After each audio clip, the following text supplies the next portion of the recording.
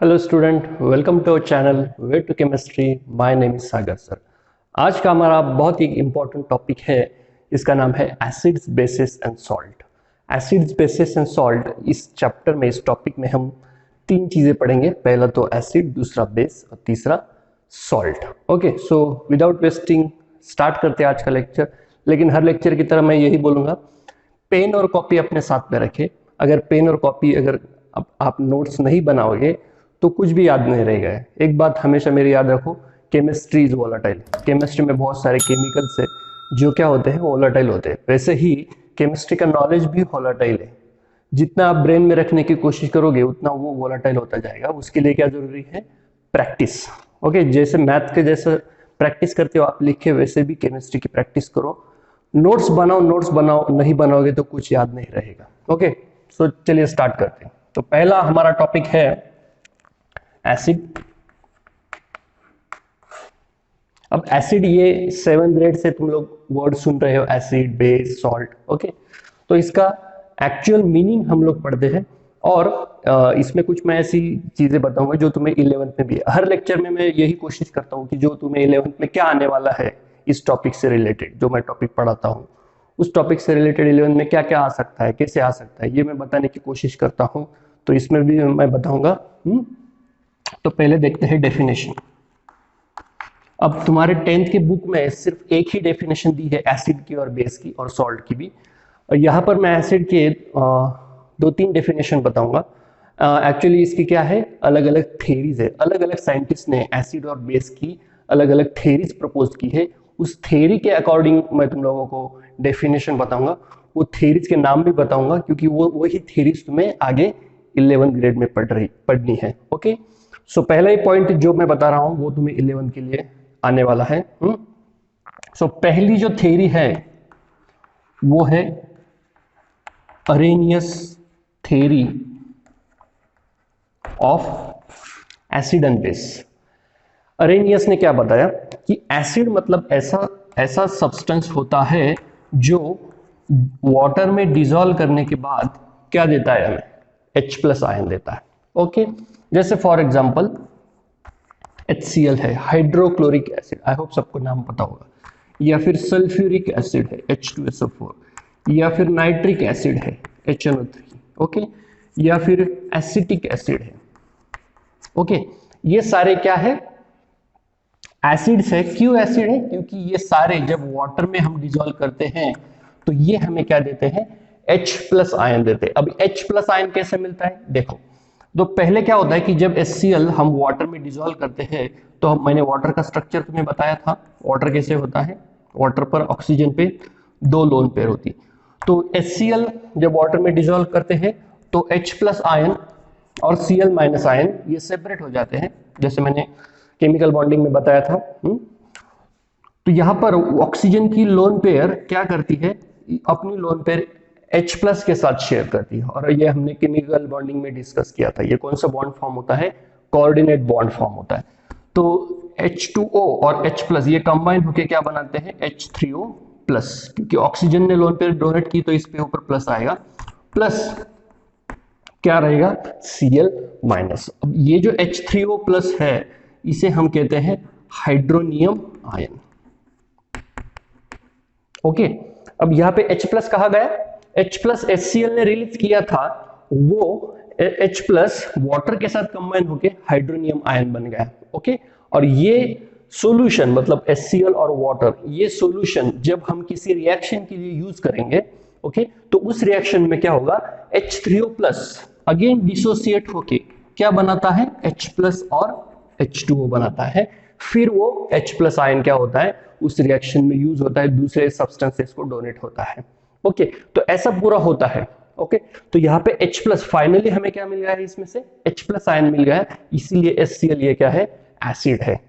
Arrhenius theory का जो definition है एसिड की, उसमें एक इंपॉर्टेंट पॉइंट याद रखो। एसिड कब कहते हैं, जब वो वाटर में डिसॉल्व करते हैं तब। ओके, तब ही हम उसे एसिड कहते हैं। ओके, अगर एसिड को वाटर में डिसॉल्व नहीं किया तो ये H+ प्रोड्यूस ही नहीं होगा। करेक्ट है, H+ प्रोड्यूस ही नहीं होगा क्योंकि हमें पता है कि वाटर में अगर ये कोई भी हमने ऐड नहीं किया तो ये H+, Cl-, इसमें से H+, HSO4 माइनस, ये सेपरेट ही नहीं होंगे, करेक्ट है।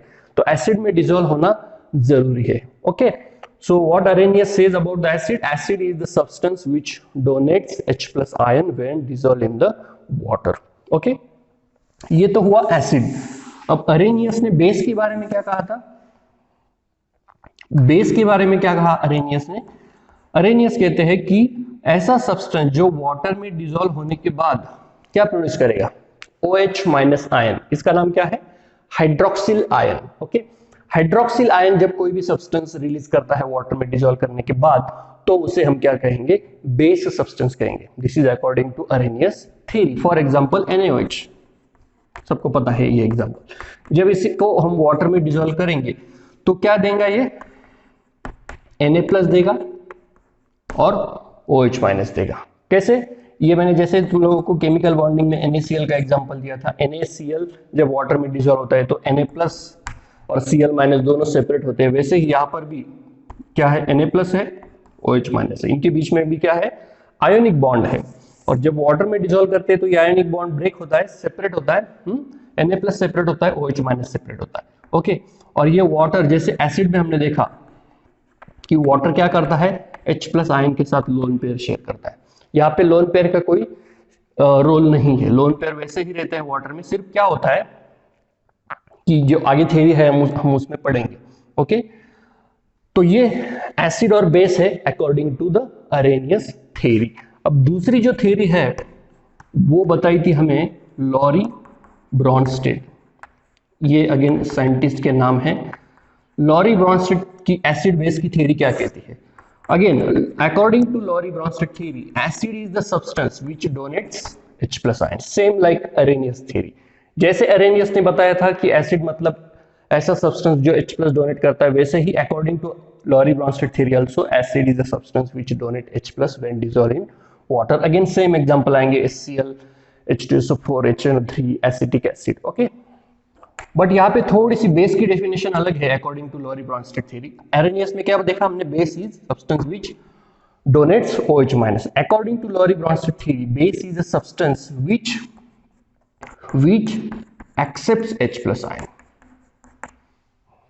ओके, तो लॉरी ब्रॉन्स्टेड थ्योरी H+ के अराउंड ही घूमती है। एसिड मतलब जो H+ आयन डोनेट करता है और बेस मतलब जो H+ आयन एक्सेप्ट करता है। ओके, कैसे? अब ये कैसे एक्सेप्ट करेगा? जैसे मान लो NaOH ही है। ओके, तो NaOH जब वाटर में डिसॉल्व करेंगे हम तो क्या होता है? देखो, ये OH क्या है? माइनस है, ये क्या है? Na+ है। अब वाटर का स्ट्रक्चर पता है, ये वाटर का स्ट्रक्चर है।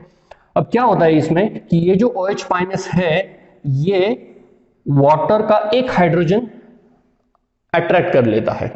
और एक्चुअली इसमें क्या होता है कि ये जो बॉन्ड है ऑक्सीजन और हाइड्रोजन का, ये हो जाता है ब्रेक। ओके, और हाइड्रोजन सेपरेट हो जाता है। तो ये हाइड्रोजन इस OH के साथ कंबाइन हो जाता है। हाइड्रोजन और OH कंबाइन हो जाएंगे तो क्या बनेगा? वाटर बनेगा। ओके, और इस वाटर में से H+ निकल गया, क्या बचा? OH minus. तो अगेन OH माइनस ही फॉर्म हुआ है। यहां पर भी NaOH में OH माइनस है। ओके, लेकिन ये जो OH माइनस है यहाँ पे जो मिला है वो किससे मिला है? हमें वाटर से मिला है। ओके, और ये वाटर से कैसे भी निकला है? NaOH में जो OH था उसने वाटर का एक हाइड्रोजन एब्जॉर्ब कर लिया। ओके, अपने ओर खींच लिया। ओके, ये मैकेनिज्म का पार्ट है, इसमें ज्यादा डिटेल में नहीं बताऊंगा। सिर्फ याद रखो कि ये बॉन्ड ब्रेक हो जाता है, कोवैलेंट बॉन्ड ब्रेक होता है और OH माइनस और H के बीच में अगेन बॉन्ड फॉर्म होकर वाटर बनता है और ये OH माइनस सेपरेट होता है। तो फाइनली हमें क्या मिला? OH माइनस ही मिला। ओके, तो सिर्फ लॉरी ब्रॉन्स्टेड में याद रखो बेस मतलब ऐसा सब्सटेंस जो H+ एक्सेप्ट किया है। देखो यहाँ पर OH माइनस ने क्या किया है? H+ मतलब हाइड्रोजन, वाटर से हाइड्रोजन क्या किया है? एक्सेप्ट किया है। Okay, that's why NaOH is a base. अभी NaOH यहाँ पर क्या हुआ? बेस हुआ क्योंकि उसने वाटर का हाइड्रोजन एक्सेप्ट किया है और फाइनली OH माइनस दिया है। ओके, सो ये है according to Lowry Bronsted theory.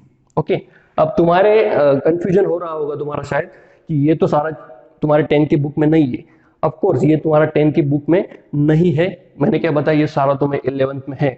लेकिन तुम्हारे 10 की बुक में अभी कौन सी डेफिनेशन दी है एसिड और बेस की? ये डेफिनेशन दी है अकॉर्डिंग टू Arrhenius थ्योरी। सारी डेफिनेशन दी है बुक में।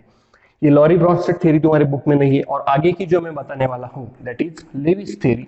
ये भी तुम्हारे बुक में नहीं है, तो ये बताने की जरूरत क्या है? अभी 11th में है, 11th में तो पढ़ लोगे, अभी बताने की क्या जरूरत है? क्योंकि इस चैप्टर में आगे कुछ टॉपिक है जहां पर तुम्हें लेविस थ्योरी की जरूरत पड़ेगी।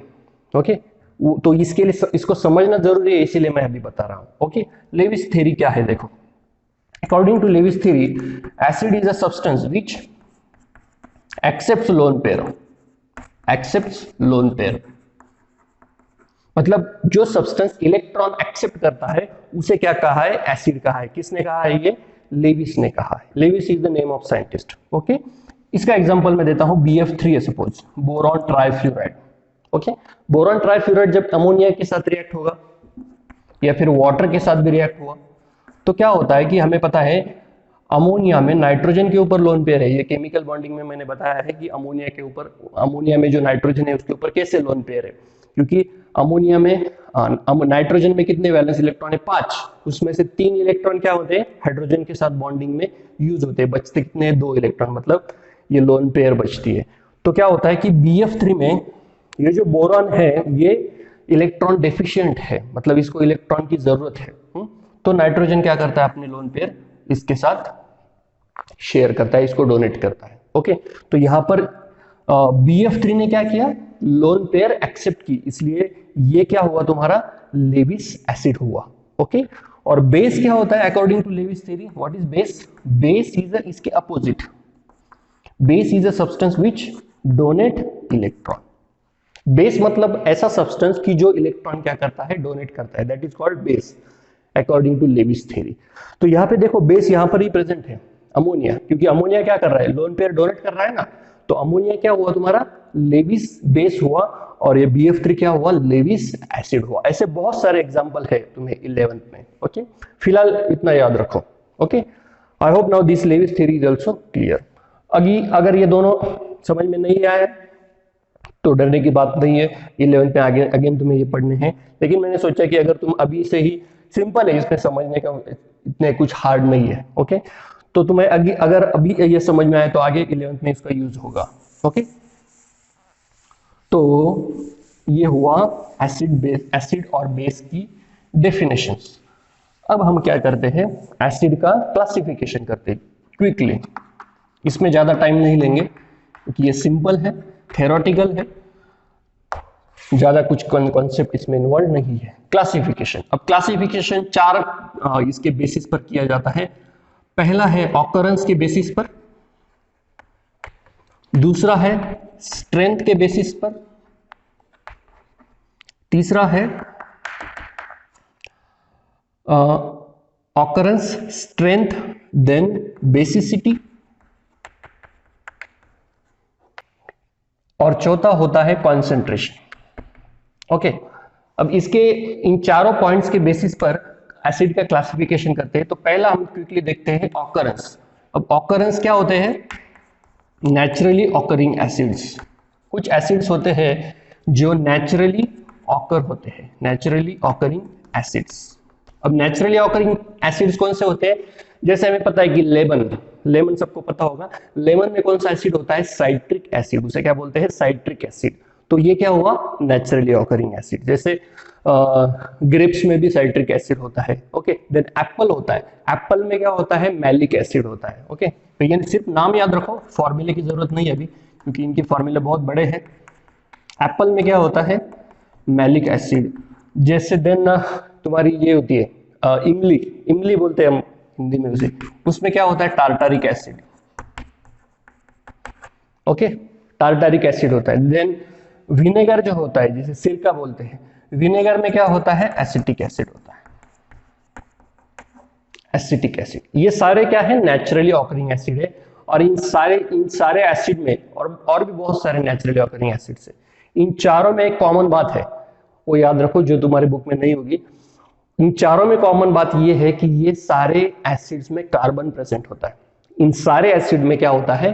कार्बन प्रेजेंट होता है। ओके, ऑकरेंस के बेसिस पर पहला हमने देखा नेचुरली ऑकरिंग एसिड, और दूसरा होता है मिनरल एसिड्स। मिनरल हमें पता है कहां मिलते हैं? मिनरल हमें अर्थ क्रस्ट के अंदर मिलते हैं, करेक्ट है। अब मिनरल एसिड 3 टाइप के होते हैं जो कभी भूलने नहीं है। HCl H2SO4 और HNO3। ये तीन एसिड को क्या कहते हैं? मिनरल एसिड्स है। फॉस्फोरिक एसिड है H3PO4, ये भी क्या है? एक मिनरल एसिड है। ये तीन एसिड हर एक केमिस्ट्री स्टूडेंट को कभी भी नहीं भूलने हैं, कभी भी नहीं, क्योंकि ये ही एसिड है, ये तीन एसिड है जो सबसे ज्यादा यूज होते हैं केमिस्ट्री में, केमिकल रिएक्शंस में। ओके, उसमें से जो H2SO4 है, इसे कहते हैं किंग ऑफ एसिड, क्योंकि ये वर्ल्ड में, दुनिया में सबसे ज्यादा यूज होता है, इसीलिए इसे क्या कहते हैं? King of acid. सबसे ज्यादा यूजेस इस एसिड के, सल्फ्यूरिक एसिड के। अब इन तीनों में देखो, कहीं पर भी कार्बन दिख रहा है? नहीं। ये नेचुरली ऑकरिंग है, मिनरल एसिड भी क्या है? नेचुरली ऑकरिंग है, लेकिन इसमें कहीं पर भी कार्बन नहीं है, इन सब में कार्बन प्रेजेंट है। अब इसमें अगेन याद रखो, जिसमें कार्बन प्रेजेंट होता है उनको क्या कहते हैं? Organic acids. ओके, और ये क्या होते हैं? Mineral acids. Okay, then naturally occurring, then mineral acid, ये हमने ऑकरेंस के टाइप देखे। Then according to, on the basis of strength, on the basis of strength acid has two types. Okay, पहला होता है स्ट्रॉन्ग एसिड और दूसरा होता है वीक एसिड।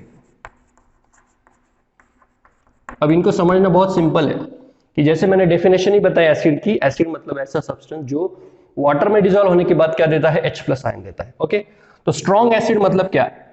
जैसे HCl है, HCl is a strong acid. जो वाटर में जब डिसॉल्व होते हैं तो वो मैक्सिमम अमाउंट में डिसोसिएट होते हैं। ओके, और क्या देते हैं हमें? H+ आयन देते हैं।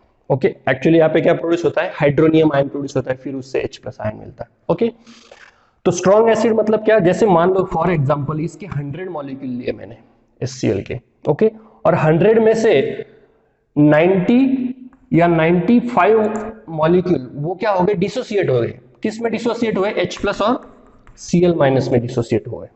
100 में से 95 मतलब उसका डिसोसिएशन कितना हुआ? 95% हुआ। तो ऐसे एसिड को हम क्या कहते हैं? स्ट्रॉन्ग एसिड कहते हैं। ये मैंने सिर्फ समझाने के लिए बताया। ओके, और उसके कंपेयर में वीक एसिड क्या होते हैं? वीक एसिड जैसे मान लो एसिटिक एसिड, सारे ऑर्गेनिक एसिड, यहां पर मैंने ऑर्गेनिक एसिड दिए थे। ओके, सारे ऑर्गेनिक एसिड वीक एसिड होते हैं। ओके, जैसे एसिटिक एसिड विनेगर, सिरके से मिलता है, वो भी क्या है? ऑर्गेनिक एसिड है, वो वीक एसिड है। कैसे? कि इसको जब वाटर में डिसॉल्व करते हैं तो ये बहुत ही कम अमाउंट में H+ आयन देता है। ये क्या करता है? बहुत ही कम अमाउंट में H+ आयन देता है। वेयर HCl क्या कर रहा था? 95 H+ आयन दे रहा था, क्योंकि एक H+ है इसमें। सो 95 मॉलिक्यूल डिसोसिएट हुए। डिसोसिएट समझ रहे हैं? डिसोसिएट मतलब H+ सेपरेट होता है, Cl- सेपरेट होता है। और ये जब डिसोसिएट होता है तो क्या देता है? ये देता है CH3COO- और H+। इन दो पार्ट में ये डिसोसिएट होता है, यहाँ पे H+ मिलते हैं हमें। ओके, तो ये वीक एसिड है, जब इसको वाटर में डिसॉल्व करते हैं तो बहुत कम अमाउंट में हमें H+ आयन मिलते हैं। अब क्वेश्चन ये है, देखो इसको अगर तुमने ठीक से देखा तो इसमें 4 हाइड्रोजन दिख रहे हैं तुम्हें। यहाँ पर कार्बन के साथ 3 हाइड्रोजन है और यहाँ पर 1 हाइड्रोजन, 4। तो क्या इसमें से 4 H+ आयन मिलते हैं हमें? नहीं, इसमें से सिर्फ एक H+ आयन मिलता है। याद रखो, बोर्ड के एग्जाम में इस पर क्वेश्चन आता है। इसका स्ट्रक्चर देखो कैसे रहता है। ये जो 3 हाइड्रोजन है ये कार्बन को कोवेलेंट बॉन्ड से अटैच है। फिर आगे क्या है? CH3 के बाद कार्बन और उसको ऑक्सीजन अटैच, ये ऐसे होते। ओके, केमिकल बॉन्डिंग में हमने पढ़ा O और H, इसमें सबसे ज्यादा इलेक्ट्रोनेगेटिविटी किसकी है? ऑक्सीजन की। तो ऑक्सीजन और हाइड्रोजन के बीच में ये जो बॉन्ड है, ये दिखते वक्त कोवेलेंट बॉन्ड दिख रहा है, लेकिन उसमें ज्यादा कैरेक्टर किसका होता है? आयोनिक बॉन्ड का कैरेक्टर होता है। इसीलिए ये H+ आयन डिसोसिएट होता है, बहुत जल्दी डिसोसिएट होता है जब वो ये वाटर में डिसॉल्व होता है। लेकिन ये C और H, इसमें इलेक्ट्रोनेगेटिविटी का कोई डिफरेंस नहीं है, तो वाटर में डिसॉल्व होने के बाद भी ये बॉन्ड, ये H+ आयन डिसोसिएट नहीं होंगे। ओके, इसीलिए याद रखो एसिटिक एसिड सिर्फ एक ही H+ आयन डोनेट करता है। ओके, तो वीक एसिड का एग्जांपल क्या बताया मैंने? CH3COH। और वीक एसिड मतलब क्या? जो वाटर में डिसॉल्व होने के बाद बहुत ही कम अमाउंट में H+ आयन रिलीज करते हैं। ओके, आई होप सबको ये समझ में आया होगा। मैं क्विकली ये पॉइंट्स कवर कर रहा हूं। देन थर्ड है on the basis of basicity. अब ये बहुत इंपॉर्टेंट है, on the basis of basicity, क्योंकि इस पर क्वेश्चन पूछते हैं। इसमें पहला टाइप होता है monobasic acid. Mono basic acid. Mono means one, mono मतलब क्या, वन। और बेसिक ये वर्ड कहां से आया है, बेस से आया है, बेस सबको पता है। और मोनो बेसिक एसिड, अब ये क्या फंडा है, बेस भी इसमें वर्ड है और एसिड भी है। ओके, एकदम सिंपल है, घबराने की कोई जरूरत नहीं है। फॉर एग्जाम्पल HCl हमने लिया और वाटर में डिजोल्व किया। अब देखो HCl में कितने कितने हाइड्रोजन है, एक ही हाइड्रोजन है। तो ये जब वाटर में डिजोल्व होगा तो कितने H प्लस आयन रिलीज होंगे, एक ही H प्लस आयन रिलीज होगा। Okay, plus Cl minus produce होगा। ओके, एक्चुअली ये H प्लस किस में चला जाता है, H3O में चला जाता है। ओके, तो ऐसा एसिड जो वाटर में डिजोल्व होने के बाद सिर्फ एक ही H प्लस आयन रिलीज करता है, उसे क्या कहते हैं, मोनो बेसिक एसिड। और ऐसे एसिड की हम क्या एक्सप्लेन करते हैं, बेसिसिटी एक्सप्लेन करते हैं, बेसिसिटी एक्सप्लेन करती है। अब इस एसिड ने कितने H प्लस आयन रिलीज किए, एक, तो इसकी बेसिसिटी क्या हो गई, 1। इसकी बेसिसिटी क्या हो गई, 1 हो गई। समझ में आया। अब बेसिसिटी, इसका इस वर्ड को जरा समझ लो, इसको फील करो।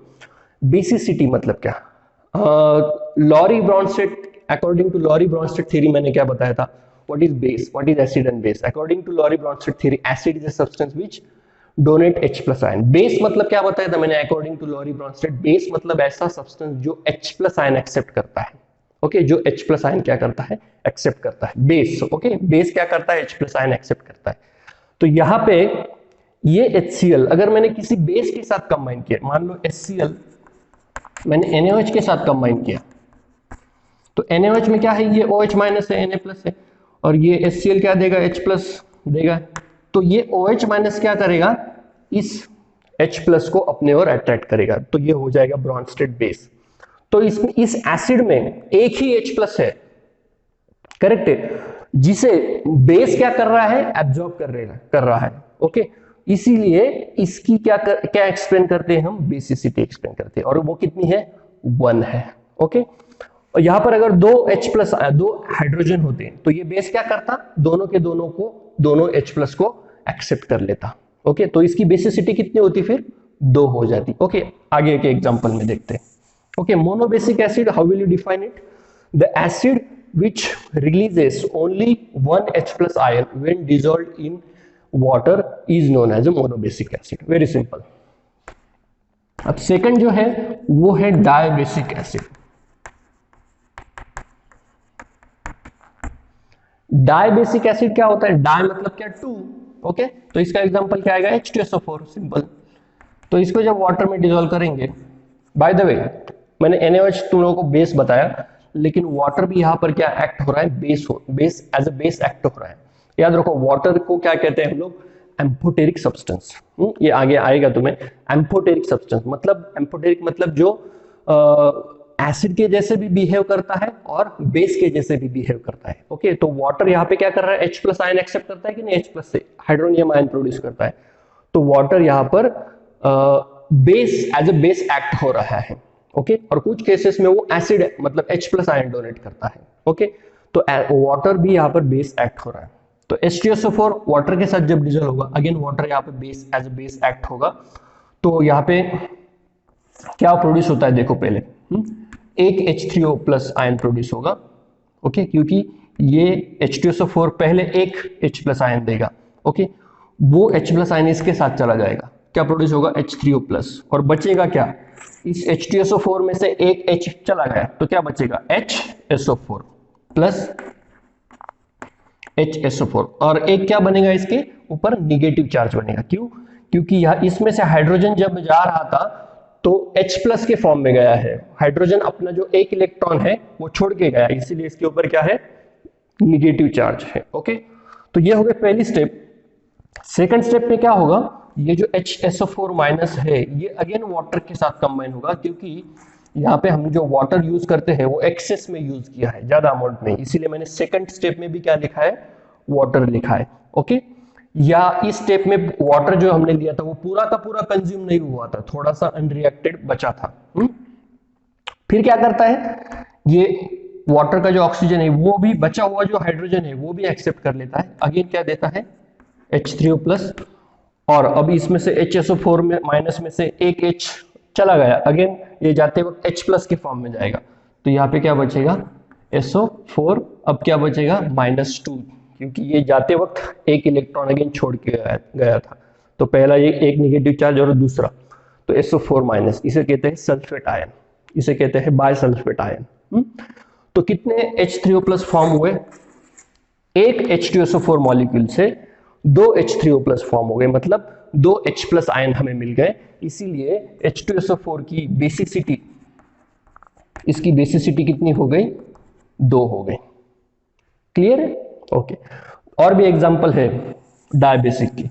ओके। और तीसरा जो होता है वो होता है ट्राइबेसिक एसिड। ट्राइबेसिक एसिड मतलब क्या? Try means 3। ऐसा एसिड जो वाटर में डिजोल्व होने के बाद कितने H+ आयन देगा? 3 H+ आयन देगा। तो ये पहला है H, इसका एग्जांपल है फॉस्फोरिक एसिड H3PO4।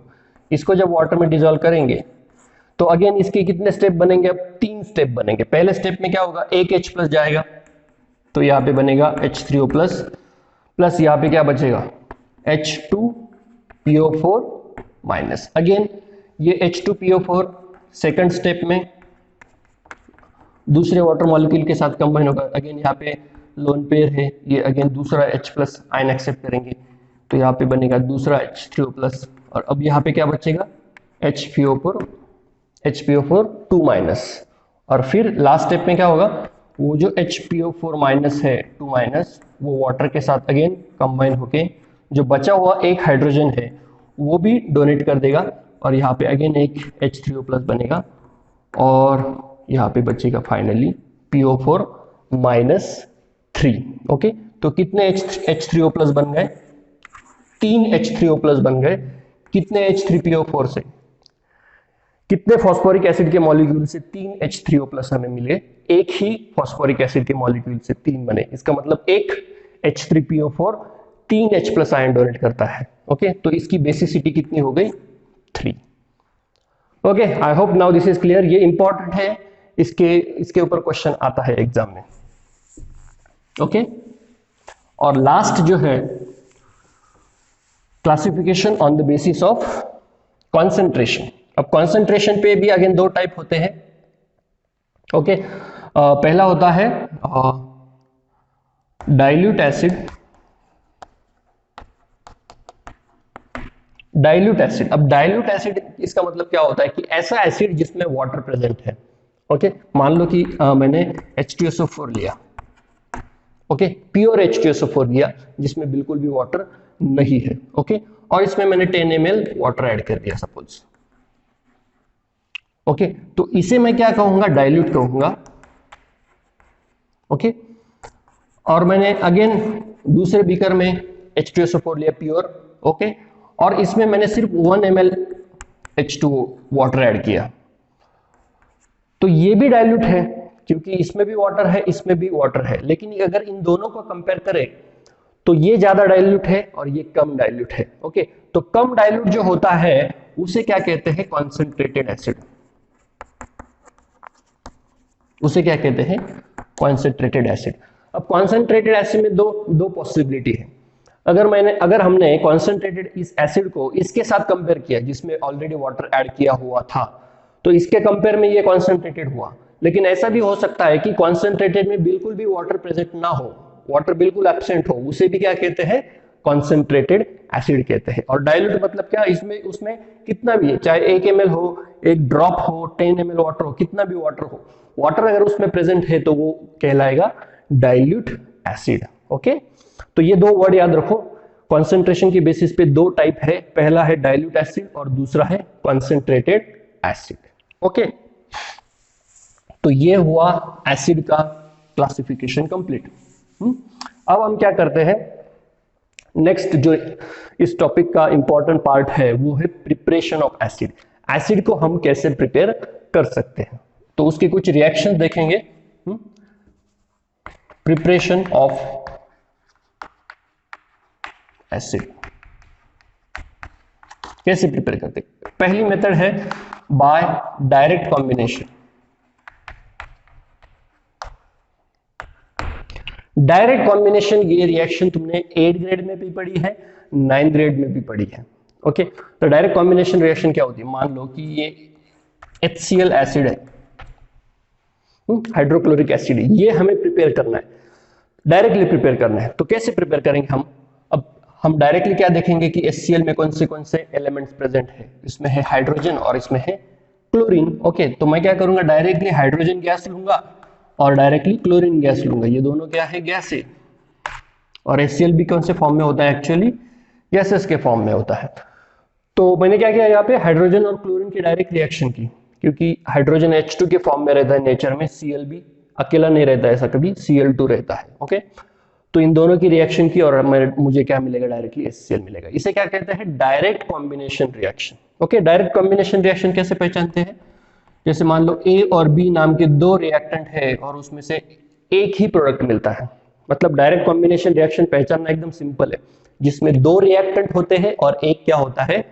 प्रोडक्ट होता है। ओके, तो ऐसे मैंने HCl का प्रिपरेशन किया। ओके, जैसे वैसे ही मैं H2S का भी प्रिपरेशन कर सकता हूं। याद रखो, ये भी क्या है? एसिड है। ओके, हाइड्रोजन सल्फाइड कहते हैं गैसियस फॉर्म में। ओके, इसको भी मैं कैसे कर सकता हूं? हाइड्रोजन और सल्फर, सल्फर सॉलिड स्टेट में होता है, ये गैस स्टेट में होता है। इसको मैं कंबाइन करके डायरेक्टली H2S ये प्रिपेयर कर सकता हूं। ओके, देन और एक एसिड आता है हैलोजन का, HBr। ओके, ये भी एक एसिड है। इसको भी मैं कैसे प्रिपेयर कर सकता हूं? H2 plus Br2। अब ब्रोमीन जो है वो लिक्विड स्टेट में होता है, हाइड्रोजन गैसियस स्टेट में। ओके, तो ये है हाइड्रोजन ब्रोमाइड गैसियस फॉर्म में। फिर इसको एसिड अगर बनाना है तो हम इसको क्या करेंगे? वाटर में डिसॉल्व करेंगे। Okay, so this is the first method of preparation of acid by direct combination. इसमें डायरेक्टली एलिमेंट कंबाइन करते हैं, जो एसिड में जो एलिमेंट है उनको डायरेक्टली कंबाइन करते हैं।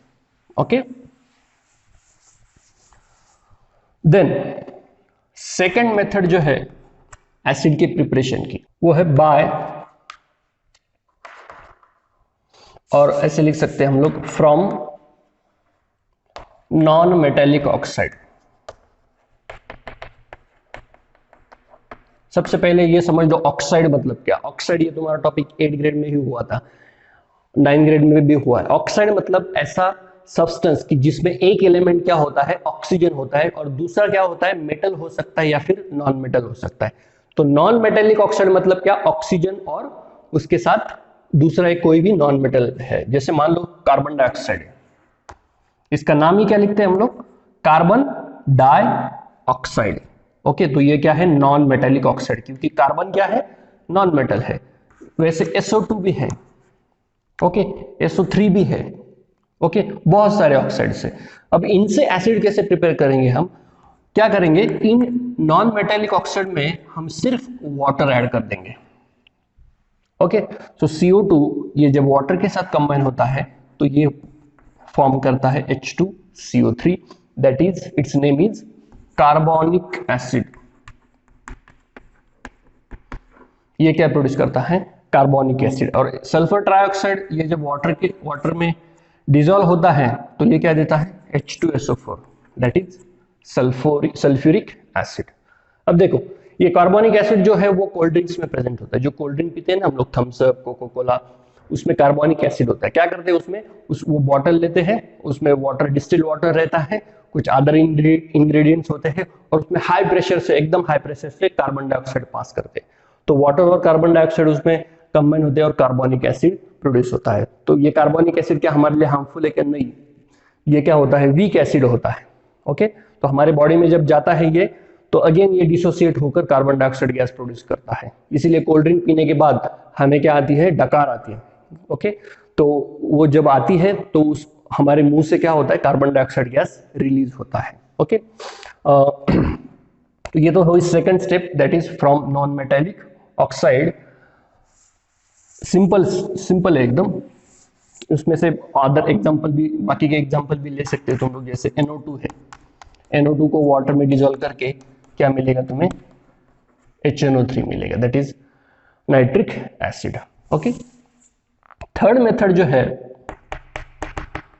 वो है फ्रॉम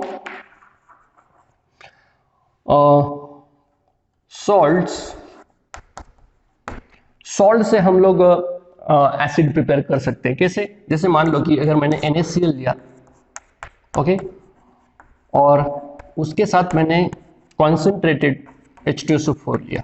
अब देखो कॉन्सेंट्रेटेड एसिड जो है इसे कहते हैं non volatile acid. Non volatile acid. अब पहले इसका मीनिंग समझ लो। इस लेक्चर के स्टार्टिंग में ही मैंने ये वर्ड यूज किया था होलाटाइल। मैंने क्या कहा था कि केमिस्ट्री का नॉलेज होलाटाइल होता है, जो बहुत जल्दी ब्रेन से चला जाता है। इसका मतलब होलाटाइल का मतलब क्या हुआ फिर? ऐसा सब्सटेंस जो बहुत ही जल्दी वेपराइज हो जाता है। ओके, जैसे पेट्रोल है, पेट्रोल हाथ में लो, कुछ ही सेकंड्स में वो क्या हो जाएगा? वेपराइज हो जाएगा। करेक्ट है। नॉन होलाटाइल मतलब क्या? जो वेपराइज नहीं होता, जल्दी वेपराइज नहीं होता है। ओके, सो इसका जो मेल्टिंग पॉइंट है आई थिंक 300 के ऊपर है। तो ये नॉन होलाटाइल एसिड है। और ओके, और हमने क्या लिया है? इसका सॉल्ट लिया है, एक सॉल्ट लिया है। तो ये क्या देता है हमें? ये हमें देता है NaHSO4 और HCl। अब यहाँ पे क्या प्रोड्यूस हुआ? देखो HCl ये यहाँ पे गैसियस फॉर्म में प्रोड्यूस होता है। HCl ये क्या है? एसिड प्रोड्यूस हुआ। करेक्ट है। लेकिन ये जो एसिड है ये क्या होता है? होलाटाइल होता है। HCl is a volatile acid, क्योंकि एक्चुअली HCl क्या है? गैस है, और जब उसको वाटर में डिसॉल्व करते हैं तो हमें लिक्विड HCl मिलता है, जो कि तुम लोगों ने लैब में अगर HCl की बोतल देखी होगी, HCl की बोतल जब ओपन करते हैं तो क्विकली उसमें से वेपर्स आते हैं। तो एक्चुअली उस बोतल में क्या होता है? वाटर होता है, और उस वाटर में HCl गैस डिसॉल्व किया होता है। ओके, और जब बोतल ओपन करते हैं तो वाटर में जो डिसॉल्व HCl है वो क्या होता है? बाहर आने लगता है, गैसियस फॉर्म में वो बाहर आता है। तो वो एक्चुअली वाटर की वेपर नहीं है, वो HCl की वेपर होती है। ओके, तो ये बहुत ही होलाटाइल होता है HCl। तो इस रिएक्शन में क्या हुआ? इस रिएक्शन में हुआ कि हमने नॉन होलाटाइल एसिड से होलाटाइल एसिड प्रिपेयर किया है। किसकी हेल्प से? सॉल्ट की हेल्प से। ओके, ये रिएक्शन अगेन हमें पढ़नी है तुम्हारे 10th ग्रेड में ही। HCl का जो स्टडी ऑफ कंपाउंड, HCl का जो चैप्टर है उसमें ये पढ़नी है। ये रिएक्शन दो टेम्परेचर पे होती है, बिलो 200, अबाउट 200। ओके, टेम्परेचर ये हुआ below 200 degree Celsius, less than 200 degree Celsius. Okay, तो यहाँ पे क्या होता है? NaHSO4 फॉर्म होता है, और टेम्परेचर जब बढ़ता है 200 के ऊपर तो यहाँ पे प्रोड्यूस होता है Na2SO4, और दोनों रिएक्शन में HCl प्रोड्यूस होता है। ओके, तो ये हुआ पहला एग्जांपल। और दूसरा है हम लोग HNO3 भी प्रिपेयर कर सकते हैं उससे। ओके, तो कैसे करेंगे? सिर्फ यहाँ पे NaCl की जगह क्या लेंगे? NaNO3। इसका नाम है सोडियम नाइट्रेट। प्लस अगेन यहाँ पे क्या करेंगे? Use H2SO4। H2SO4 concentrated use करेंगे। इससे क्या प्रोड्यूस होगा? अगेन NaHSO4 प्रोड्यूस होगा, और यहाँ पे अब प्रोड्यूस होगा HNO3। ये भी क्या है? HNO3 होलाटाइल एसिड है। देखो लैब में नाइट्रिक एसिड की बॉटल है, वो ओपन करके देखो, उसमें से भी वेपर्स आते हैं। ओके, तो HNO3 is also volatile acid. याद रखो केमिस्ट्री में ये दो होलाटाइल एसिड है, और नॉन होलाटाइल का एग्जांपल है H2SO4। ये याद रखते जाओ, एक एक मार्क के क्वेश्चन बनते हैं इससे। Non volatile acid is H2SO4, volatile is HCl and HNO3। So this is about third method, that is from the salts. और इसका अलग नाम भी दिया है बुक में। Okay, preparation of acid from, बहुत बड़ा नाम है, preparation of acid from by displacing non volatile acid from the salt. Okay, ऐसा कुछ तो नाम दिया है, इतने बड़े नाम की कोई जरूरत नहीं है, सिंपली सॉल्ट से लिख दो। ओके, देन फोर्थ है बाय ऑक्सीडेशन। अब ऑक्सीडेशन तुमने 9th में पढ़ा है। ऑक्सीडेशन मतलब एक्चुअली मैं केमिकल बॉन्डिंग ये टॉपिक पढ़ाते वक्त ये टॉपिक भूल गया, ये सिखाना ही भूल गया। ऑक्सीडेशन रिडक्शन का थोड़ा सा है, ज्यादा नहीं है। ऑक्सीडेशन मतलब क्या? Addition of oxygen. रिडक्शन मतलब क्या? Addition of hydrogen. Oxidising agent मतलब क्या? जो इलेक्ट्रॉन एक्सेप्ट करता है। रिड्यूसिंग एजेंट मतलब जो इलेक्ट्रॉन डोनेट करता है। हम लोग जब इलेक्ट्रोलिसिस, आई थिंक मेटलर्जी या इलेक्ट्रोलिसिस में अगेन ये टॉपिक आएगा हमें ऑक्सीडेशन रिडक्शन का, तो मैं अच्छे से डिटेल में बताऊंगा ये। ओके, ऑक्सीडेशन से हम कैसे एसिड प्रिपेयर कर सकते हैं? मान लो कि हमने लिया सल्फर, और सल्फर को कंबाइन किया, रिएक्ट किया हमने HNO3 के साथ। अब देखो HNO3 एसिड है, नाइट्रिक एसिड है, लेकिन एसिड होने के साथ साथ ये एक ऑक्सीडाइजिंग एजेंट भी है, अच्छा ऑक्सीडाइजिंग एजेंट है, बहुत बहुत बार यूज होता है केमिस्ट्री में, ऑक्सीडाइजिंग एजेंट है। अब ये ऑक्सीडाइजिंग एजेंट क्या करता है, अपने ऑक्सीजन इसमें ऐड कर देता है, ओके, अपने ऑक्सीजन इसमें ऐड कर देता है, तो इसका क्या होता है, ऑक्सीडेशन होता है। और ये ऑक्सीडेशन कौन कर रहा है, ऑक्सीडाइजिंग एजेंट करता है। ऑक्सीडाइजिंग एजेंट मतलब क्या, जो दूसरे का ऑक्सीडेशन करता है, ओके। तो क्या होता है, देखो सल्फर का कन्वर्जन इसमें हो जाता है H2SO4 में, और इसमें से NO2 गैस रिलीज होता है और वाटर फॉर्म होता है, ओके। तो ये कंप्लीट रिएक्शन है oxidising agent, HNO3 as oxidising agent, जिसमें सल्फर का कन्वर्जन देखो किसमें हुआ है, सल्फ्यूरिक एसिड में। सल्फ्यूरिक एसिड यहाँ फॉर्म हुआ, तो यहाँ पे हमने क्या किया, सल्फर का ऑक्सीडेशन किया। सल्फर के बाद मैं ले सकता हूं फॉस्फोरस। फॉस्फोरस नाइट्रिक एसिड के साथ जब कंबाइन होता है तो नाइट्रिक एसिड इसको ऑक्सीडाइज करके कौन सा एसिड देता है, H3PO4 प्लस यहाँ पे अगेन क्या फॉर्म होगा, NO2 H2O, ओके। तो फास्फोरस से हमें क्या मिला, फास्फोरिक एसिड। यहाँ पे क्या हुआ, फास्फोरस का ऑक्सीडेशन हुआ, किसने किया है, नाइट्रिक एसिड ने किया है, ओके। तो ये 4 मेथड है एसिड के प्रिपरेशन में, ये चारों मेथड तुम्हें याद रखने हैं, इनके रिएक्शंस याद रखने हैं एग्जांपल्स के साथ, ओके।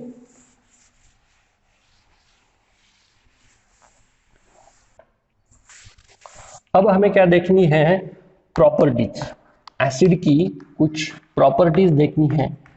प्रॉपर्टीज दो टाइप की होती है, देखो प्रॉपर्टीज, एक फिजिकल प्रॉपर्टी होती है और एक केमिकल प्रॉपर्टीज होती है। फिजिकल प्रॉपर्टीज में हम क्या करते हैं स्टडी, उसके फिजिकल प्रॉपर्टी, जैसे कि उसका मेल्टिंग पॉइंट क्या होता है, बॉइलिंग पॉइंट होता है, ओके। इंडिकेटर के साथ उसका क्या क्या, इंडिकेटर अगर उसमें ऐड किया तो क्या चेंज होता है, ये सारा हम फिजिकल प्रॉपर्टी में स्टडी करते हैं। और दूसरी होती है केमिकल प्रॉपर्टीज, जिसमें इनकी हम क्या स्टडी करते हैं, केमिकल रिएक्शन स्टडी करते हैं। पहले वाले टॉपिक में जो हमने केमिकल रिएक्शन देखी वो प्रिपरेशन की, उस एसिड के प्रिपरेशन की रिएक्शन से।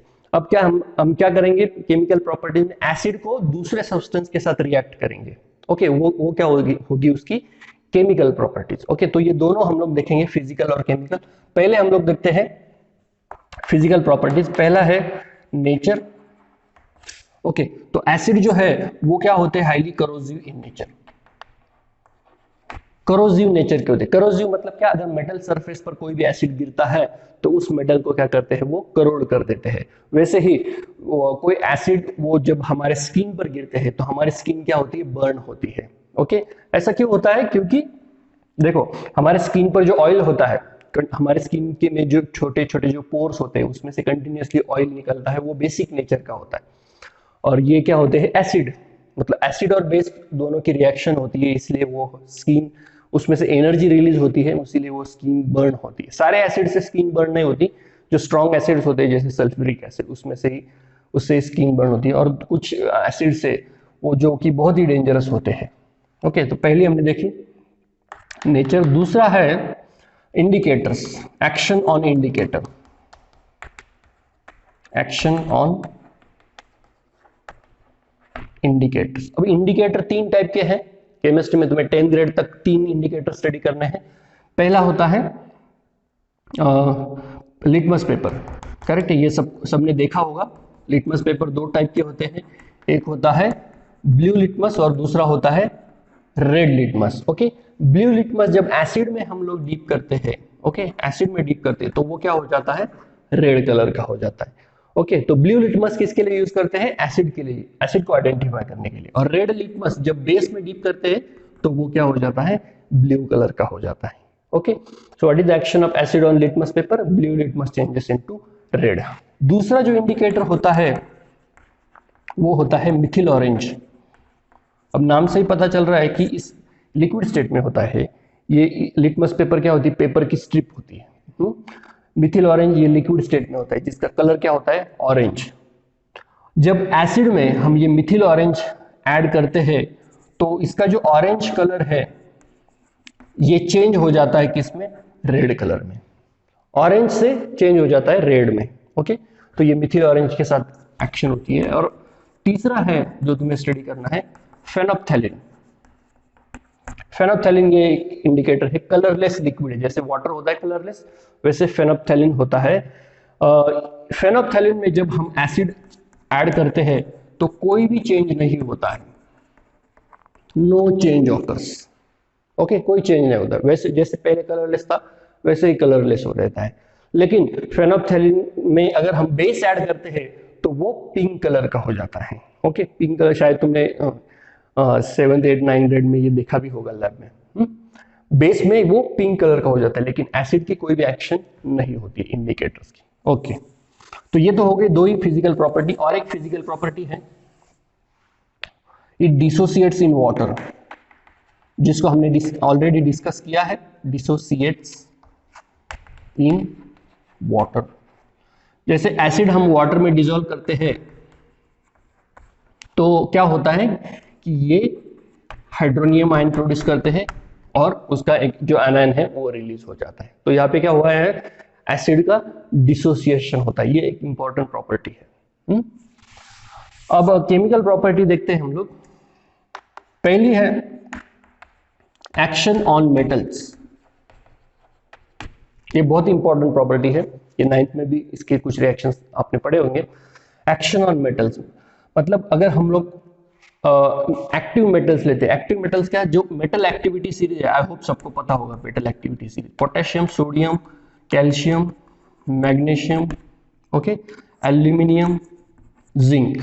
ओके, तो यहाँ पे ये जो 5 मेटल है इनको क्या कहते हैं, एक्टिव मेटल। जिंक भी आता है एक्टिव मेटल में, जिंक, देन उसके बाद आता है आयरन, ओके, बीच में आता है फिर हाइड्रोजन, उसके नीचे होता है कॉपर, ऐसी इसे क्या कहते हैं, एक्टिविटी सीरीज। ओके, तो पहले 5 मेटल जो है वो क्या होते हैं, एक्टिव मेटल्स कहते हैं, मतलब ये हाईली रिएक्टिव मेटल्स होते हैं। तो ये 5 मेटल जब एसिड के साथ रिएक्ट होते हैं, जैसे पोटेशियम अगर HCl के साथ रिएक्ट होता है तो ये हमें देता है सॉल्ट, और हाइड्रोजन गैस इसमें से रिलीज होता है। याद रखो यहां पर जो हाइड्रोजन होता है मेटल एक्टिविटी सीरीज में, यहां पर बीच में निकेल भी होता है, okay, copper, then silver, mercury, silver, gold, platinum भी है। ओके, तो हाइड्रोजन के ऊपर के जो मेटल है वो जब एसिड के साथ रिलीज होते हैं तो वो क्या देते हैं, हाइड्रोजन गैस रिलीज करते हैं। याद रखो, वेरी इंपॉर्टेंट पॉइंट, सॉल्ट और हाइड्रोजन गैस रिलीज करते हैं। और उसमें से जो 5 मेटल है ये बहुत ही जल्दी क्विकली रिएक्ट होते हैं, विगरसली रिएक्ट होते हैं हाइड्रोजन इन मेटल्स के साथ, एसिड मेटल एसिड के साथ। जैसे पोटेशियम है, सोडियम है, ये बहुत ही विगरस रिएक्शन है, बहुत ही फास्ट रिएक्शन है, बहुत लार्ज अमाउंट में इसमें से एनर्जी रिलीज होती है। ओके, तो ये तो हो गए एक्शन ऑन मेटल। याद रखना है हाइड्रोजन के ऊपर के सारे मेटल्स एसिड के साथ रिएक्ट होकर हाइड्रोजन गैस डिस्प्लेस करते हैं, और जो नीचे के मेटल है वो एसिड के साथ रिएक्ट नहीं होते, ओके, हुए भी तो भी वो हाइड्रोजन गैस रिलीज नहीं करते हैं। ओके, तो ये हो गए फर्स्ट रिएक्शन एसिड की। अब याद रखो इस केमिकल प्रॉपर्टी में हम क्या पढ़ रहे हैं, एसिड की अलग अलग सब्सटेंस के साथ रिएक्शन पढ़ रहे हैं। ओके, देन सेकंड है कार्बोनेट्स और बाइकार्बोनेट। बहुत ही सिंपल रिएक्शन है। कार्बोनेट और बाइकार्बोनेट, आई होप सबको ये रेडिकल्स याद होंगे। कार्बोनेट मतलब CO3-2 और बाइकार्बोनेट मतलब HCO3-। ओके, ये क्या फॉर्म करते हैं, सॉल्ट फॉर्म करते हैं। तो जैसे मैंने कार्बोनेट का कोई सॉल्ट लिया, सपोज Na2CO3 लिया सपोज, ओके, और ये एसिड के साथ रिएक्ट किया, सपोज H2SO4 के साथ रिएक्ट किया। ओके, तो ये क्या देते हैं, हमें सॉल्ट देते हैं। अब इससे क्या, कौन सा सॉल्ट बनेगा, Na2SO4 प्लस इसमें हमेशा बनता है वाटर और कार्बन डाइऑक्साइड। ओके, इसका ऑब्जर्वेशन क्या होता है रिएक्शन में, क्योंकि तुम्हें 10th ग्रेड में बहुत सारे क्वेश्चंस आते हैं, what will you observe when sulphuric acid is added in Na2CO3। क्या ऑब्जर्व किया तुम लोगों ने, तो बहुत सारे बच्चे आंसर में ये रिएक्शन लिख देते हैं जिसको कोई भी मार्क नहीं मिलता, क्योंकि क्वेश्चन क्या था, what you observe. Okay, what will you observe क्या होगा, तुम्हें आंखों से क्या दिखेगा, ऐसा क्वेश्चन पूछा है। तो तुमने अगर वहां पे रिएक्शन लिख दी तो कोई मार्क नहीं देगा तुम्हें, तो यहाँ पे तुम्हें सिर्फ ऑब्जर्वेशन ही लिखने हैं। तो क्या ऑब्जर्वेशन बनता है, देखो इसमें से कार्बन डाइऑक्साइड रिलीज होता है, ओके, और ये तो वाटर में डिजोल्व हो जाएंगे, क्योंकि हम यहाँ पे वाटर का ये H2SO4 जो है वो डाइल्यूट यूज करते हैं, तो ये वाटर में डिजोल्व हो जाएंगे। तो CO2 क्या आंखों से दिखता है क्या? आंखों से नहीं दिखता है, लेकिन इसमें वाटर प्रेजेंट है, इसीलिए जब CO2 प्रोड्यूस होगा तो उस टेस्ट ट्यूब में तुम्हें क्या दिखेंगे? बबल्स दिखेंगे, जिसे क्या कहते हैं? Effervescence. So effervescence of CO2 are seen. और ये CO2 जब तुम लोग लाइम वाटर में पास करते हो, लाइम वाटर क्या होता है? कैल्शियम ऑक्साइड, कैल्शियम ऑक्साइड होता है, तो ये वाटर में डिजोल्व किया होता है, इसीलिए उसको क्या कहते हैं? Lime water. तो ये CO2 जब लाइम वाटर में डिजोल्व करते हैं तो CaCO3 बनता है, जो कि व्हाइट कलर का प्रेसिपिटेट फॉर्म करता है। ओके, तो ये CO2 क्या करता है? इस लाइम वाटर को मिल्की कर देता है, क्योंकि ये व्हाइट कलर का होता है, मिल्क के जैसे दिखता है जब CO2 गैस इसमें पास होता है, कैल्शियम कार्बोनेट जब फॉर्म होता है, तो इसीलिए क्या कहते हैं? CO2 turns lime water into milky. तो तुम्हें आंसर में ये लिखना है। Okay, when H2SO4 is added into Na2CO3, effervescence of a gas is seen which turns lime water into milky। ये हुआ तुम्हारा आंसर, उसको मार्क तुम्हें मिलेंगे। ओके, ये हुआ कार्बोनेट का। बाइकार्बोनेट का सपोज हम एग्जांपल लेते हैं KHCO3, इसके साथ कोई भी एसिड कंबाइन करो, यहाँ पे तुम स्ट्रॉन्ग एसिड भी यूज कर सकते हो, वीक एसिड जैसे एसिटिक एसिड है वो भी यूज कर सकते हो। तो इससे क्या बनेगा? Salt KCl plus. अब ये दोनों जो प्रोडक्ट है ये कॉमन ही रहेंगे, याद रखो। ये रिएक्शन लिखना बहुत सिंपल है, रिएक्शन याद रखना बहुत सिंपल है। बहुत सारे बच्चे रिएक्शन को रटने की बिल्कुल जरूरत नहीं है। मेन क्या है ये याद रखो। रिएक्शन किसकी हो रही है? कार्बोनेट और बाइकार्बोनेट की। किसके साथ? एसिड के साथ हो रही। तो ऐसा याद रखो, when carbonate और bicarbonate react with acid gives salt, water and carbon dioxide। Water और कार्बन डाइऑक्साइड तो ये हर एक कार्बोनेट और हर एक बाइकार्बोनेट के साथ मिलते हैं। कि इसमें कोई डाउट नहीं है। कोई भी कार्बोनेट लो, sodium carbonate, potassium carbonate, magnesium carbonate, calcium carbonate, aluminium carbonate, कोई भी कार्बोनेट लो, सब में वाटर और कार्बन डाइऑक्साइड तो बनेगा ही, लेकिन सिर्फ चेंज क्या होगा? सॉल्ट चेंज होगा। जो तुमने यहाँ पे सॉल्ट लिया है और जो एसिड लिया है उसके हिसाब से यहाँ पर सॉल्ट बनेगा। समझ में आ रहा है सबको? बहुत ही सिंपल है, कोई चीज रटने की। जो स्टूडेंट केमिस्ट्री में रटते हैं ना, उनको केमिस्ट्री में कभी अच्छे मार्क नहीं मिलते। ये सबका एक्सपीरियंस होगा आज तक। ओके, लेकिन तुम 11th-12th में जाने वाले हो, इसलिए ये बात याद रखो, कोई भी चीज रटनी नहीं है। कुछ चीजें हैं जो रटनी पड़ती है, नो डाउट, लेकिन सब कुछ बिल्कुल रटना नहीं है। ओके, जो टीचर बोलेंगे वही चीजें तुम्हें रटनी है, बाकी कुछ भी चीज रटनी नहीं है। केमिस्ट्री में जो क्वेश्चंस होते हैं, जो कॉन्सेप्ट्स होते हैं, वो तुम्हें याद रखने पड़ते हैं। कैसे याद रखने पड़ते हैं? जैसे कुछ ट्रिक्स यूज करके याद रखने पड़ते हैं। जैसे अभी मैंने बताया, कार्बोनेट बाइकार्बोनेट एसिड के साथ रिएक्ट होकर सॉल्ट, वाटर और कार्बन डाइऑक्साइड देते हैं। ओके, ये हुआ कार्बोनेट और बाइकार्बोनेट का। अब कार्बोनेट और बाइकार्बोनेट अच्छे से समझ में आएगी, अच्छे से याद में रह गई, याद रहेगी, तो आगे की जो रिएक्शन है वो भी इसी के जैसी है, तो वो तो बिल्कुल भी रटने की जरूरत नहीं है। उनको सिर्फ एग्जाम के टाइम में एक बार भी देख लिया, ओके, तो भी तुम्हें याद रह जाएगा। क्या है देखो, नेक्स्ट है जब एसिड सल्फेट एंड बायसल्फेट के साथ रिएक्ट होता है।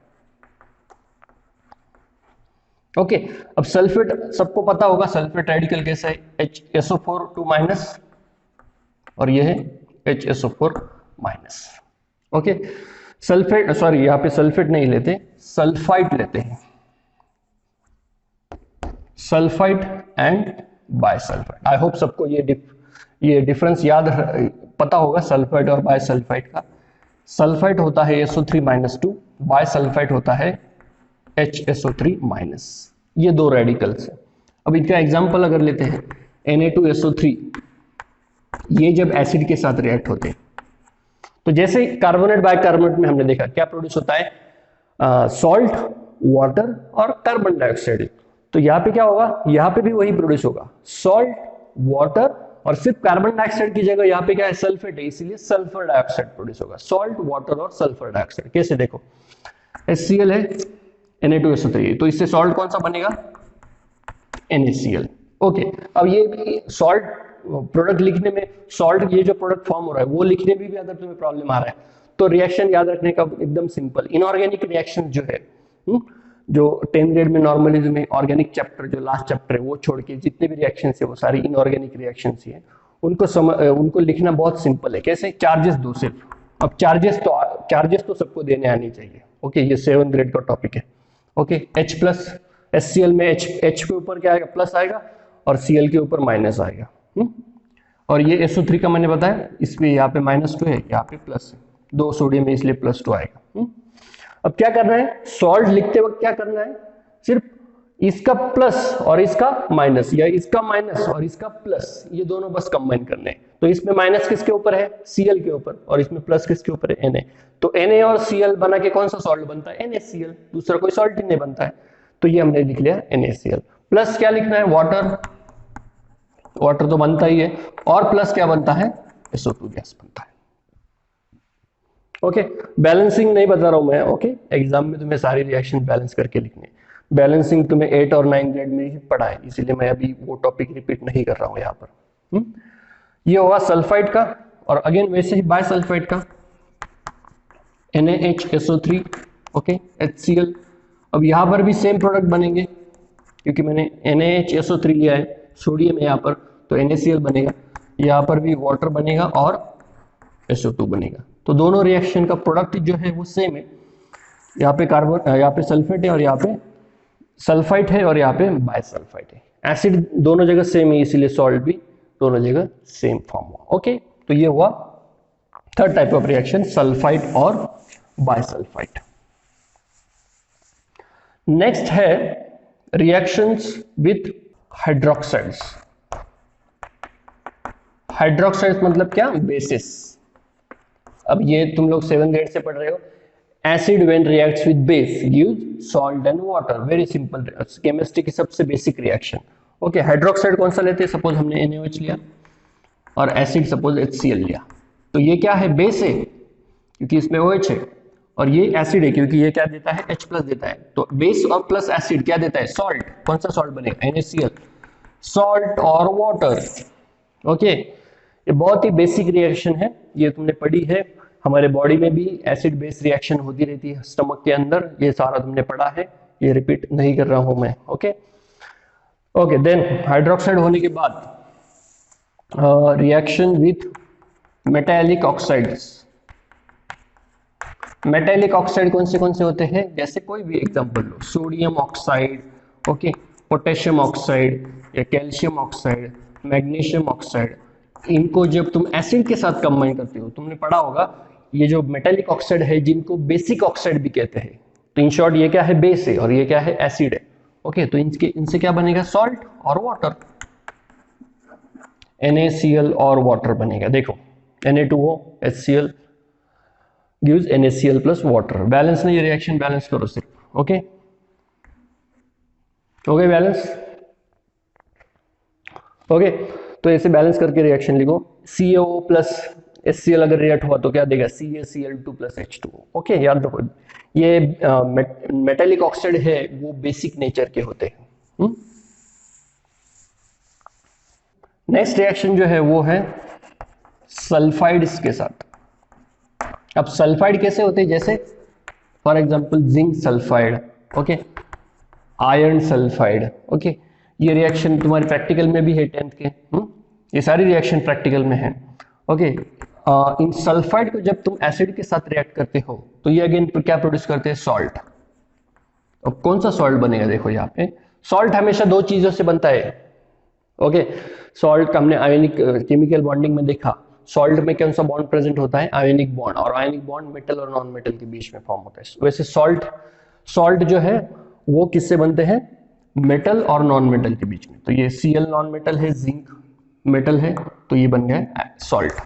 प्लस बचा क्या, सल्फर और हाइड्रोजन, इससे बनता है H2S gas, hydrogen sulphide gas, rotten egg smell gas. इसका ऑब्जर्वेशन क्या होगा इस रिएक्शन का, the rotten egg smell H2S gas is evolved, बस यही एक ऑब्जर्वेशन है। FeS भी HCl के साथ रिएक्ट होकर H2SO4 के साथ भी रिएक्ट होता है, गिव्स क्या बनेगा इससे, FeSO4 FeCl2 plus H2S। HCl अगर लिया तो FeCl2 बनेगा, H2SO4 यूज किया तो FeSO4 बनेगा प्लस H2S गैस बनेगा। ओके, तो ये हुई केमिकल प्रॉपर्टीज। इतनी सारी रिएक्शंस हैं, सारी रिएक्शंस इंपॉर्टेंट है। यही रिएक्शन हमें रिपीट पढ़नी है। कहाँ पर? बेस में भी रिएक्शन ये पढ़ेंगे, सॉरी बेस में, सॉल्ट में ये रिएक्शन पढ़ेंगे, लाइक अगेन HCl का जो चैप्टर है उसमें भी पढ़ेंगे। ओके, तो ये एक दो बार रिपीट होने वाली है, तो अच्छे से समझ लो ये रिएक्शन। अब इसके बाद एक ही टॉपिक बचता है इस चैप्टर में, वो है यूजेस ऑफ एसिड, और वो मैं यहाँ पे नहीं बताने वाला क्योंकि थेरोटिकल टॉपिक है। अगर तुम लोग पढ़ोगे तो भी तुम लोगों को इजीली समझ में आ जाएगा। Okay, so that's all for this first part of this chapter, that is acid। Base और सॉल्ट का जो है वो हम लोग नेक्स्ट लेक्चर में पढ़ेंगे। बेस एक लेक्चर में पढ़ेंगे, सॉल्ट एक लेक्चर में। सो इस चैप्टर के 3 वीडियोस बनेंगे। Okay, so good bye and take care.